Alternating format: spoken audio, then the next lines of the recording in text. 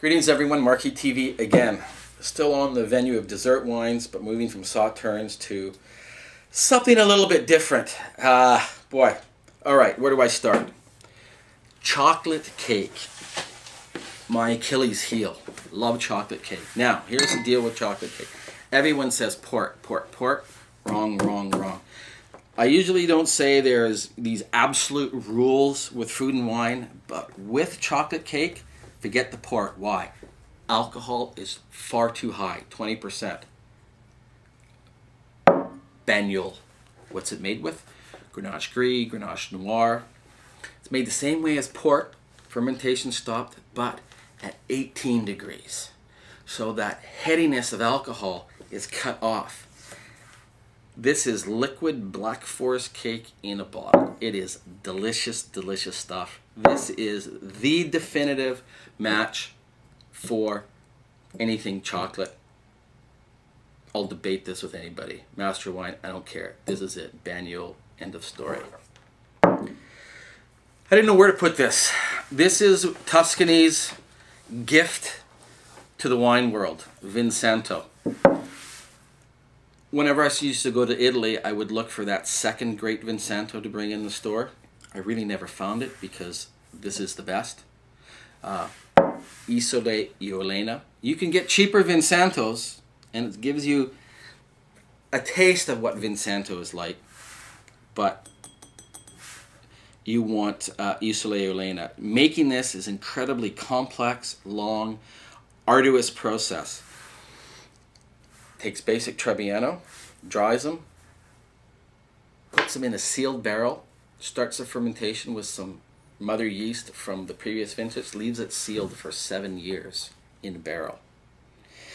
And then he goes and tastes them after 7 years and blends the different lots to find his Vin Santo style. With biscotti at the end of a meal, along with this, if you're having chocolate cake, you will be the second star of the party because this stuff's killer. Vin Santo. It's going to go longer, Mike. I've had the opportunity to go to Australia only once. I did that about 8 or 9 years ago. I went for a month. And perhaps I guess I should have put this in a story.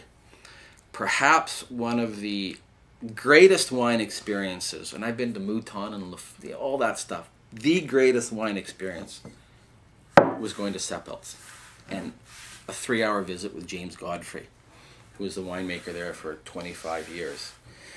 Seppelt family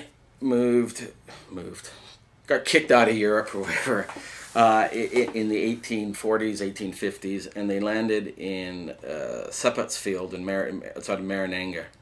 And you know, you can just imagine being kicked out of a country, 4 months to 6 months on a boat, 5 or 6 family members leave, 3 arrive because all the rest died on the way there. You come into a land that is, to say inhospitable, it'd be an understatement.